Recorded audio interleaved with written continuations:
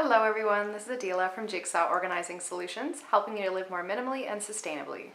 So I've had a lot of people that seem to be confused about different recycling and garbage practices in the area here, and so I thought I'd do a video kind of clarifying some things. Just a disclaimer beforehand, I am not like a waste management expert, so this is just based on things that I've done research on and what people have told me from waste management. So there might be some things that could be slightly inaccurate. Also, these tips and information are only going to be relevant to the Waterloo region because every single city has a different recycling system, and so they accept different things. So what might be acceptable here won't be acceptable in other areas. So it's kind of confusing that way, so I apologize if you're out of town, but this will really only be relevant to the Waterloo region, although some of these practices should be done just in general. So plastic is the thing that we have the most of in our lives, and so a lot of it can be, or a lot of it we think we should be able to recycle, but it's very, very confusing the way that it's been done. There's all different sorts of numbers that are on the bottom of different containers, and those numbers mean different things. So most plastic items can only be recycled about 5 to 7 times, depending on the type of plastic. Some can only be recycled once. So that in itself is a great reason to avoid plastic items, because even though they can be recycled, it can only be done a few times before it's completely useless and has to end up in the landfill. This is compared to glass and metal, which can be recycled indefinitely. So those are much better options for packaging for different things. A good practice to get into for plastic items is to, well, refuse them if you're able to, whether it's produce bags or whether it's plastic takeout containers or things like that. Another option is to reuse them for something else and kind of give them a little bit of a longer life, maybe even reuse them for storing produce or takeout again. That way at least it's not just going to be recycled a couple times and then thrown out in the garbage anyway. It could be something that you reuse over and over again. Another big thing about plastic recycling, and just recycling in general, is that it needs to be clean when it goes into the recycling bin. So a really big culprit in the recycling system is peanut butter jars, because who wants to clean out a peanut butter jar? No one really does. And so this peanut butter jar with little scrapings of peanut butter along the sides gets put in the recycling bin and then completely contaminates the rest of the recycling in the bin. Paper and cardboard is very recyclable. The only thing, there's a couple things that can't be. So if you have a pizza box that has a lot of grease stains on it, that should not be going in the recycling bin because the paper has been contaminated with the grease.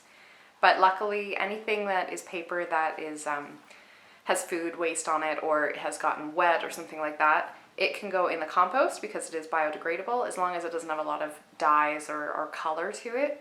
But a greasy pizza box can go into your green bin, which is really great.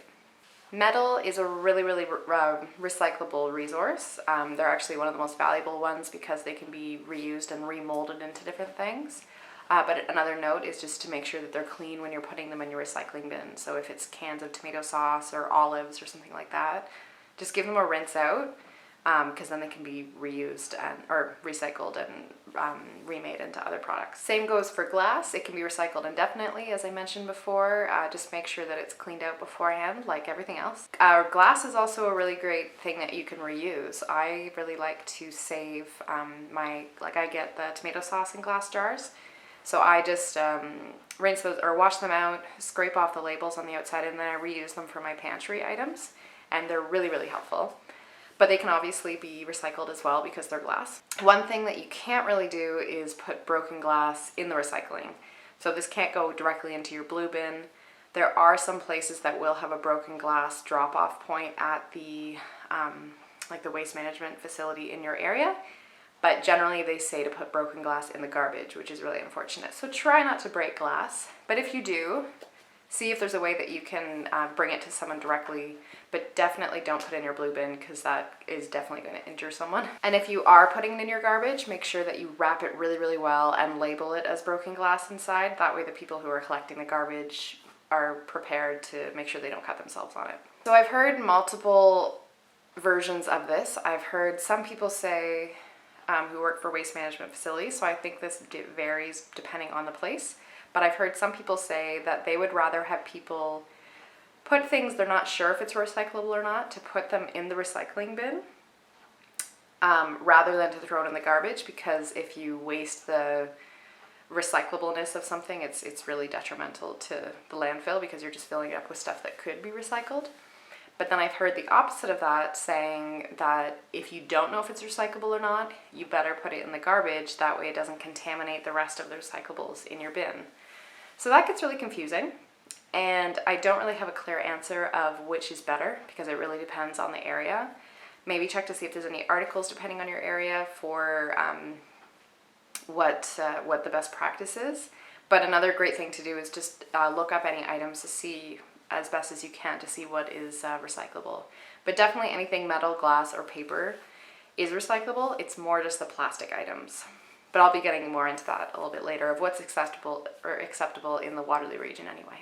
Okay, so here's my list of things that are not accepted in the Waterloo region recycling system. So styrofoam is a really big one. This is like those styrofoam trays, those styrofoam packing peanuts, like those bricks that you get in different electronic equipment. Those are not acceptable in the Waterloo region at all. If you're recycling a pop can, that's great. That's a recyclable item, but don't leave a straw in it, because straws are not recyclable. And so people usually will just kind of leave it in the can and hope that it gets recycled, but make sure to remove the straw and put it in the garbage before you put the can in the recycling. Pizza boxes with grease I mentioned before, so make sure to put those in the green bin, and also don't leave any crust in the pizza box, or those little pizza toppers, the little plastic things that look like little tables. Those go in the garbage as well. Crust can go in the compost. So one thing that a lot of people don't really realize is that thermal receipts are not recyclable. And unfortunately, this is what most store receipts are nowadays. They're not usually just ink printed on paper anymore, but instead it's a type of paper that has a lot of chemicals in it. And when heat is applied within the machine, it prints the letter, or it imprints the letters and the numbers on the paper. But because there's so many chemicals in this receipt paper, it can't be put in the recycling with regular paper. So a way to check if your receipt is a thermal receipt versus a regular receipt is if you scratch it with your fingernail and the paper kind of goes dark, that means it's a thermal receipt. So those go directly into the garbage. Bubble wrap is not acceptable, but if it's still usable bubble wrap, see if you can use it for something else, or maybe donate it or give it for free on Kijiji to someone who could be able to use it for packing something up. Anything that has like a crinkly plastic texture, so pasta bags, chip bags, cereal liner bags, all of those are not recyclable. So if you kind of squeeze it and it makes a really loud crinkling noise, don't put it in your recycling. Saran wrap is also not recyclable, but aluminum foil is, as long as it doesn't have a lot of food stuck to it. So like if you did a lasagna and it's completely covered in cheese on the aluminum foil, don't put that in the recycling.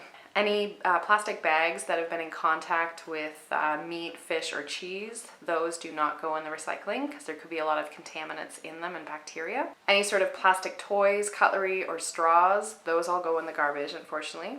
Prescription bottles are not accepted in the Waterloo region. I'm not sure why, but that's what it says on their website.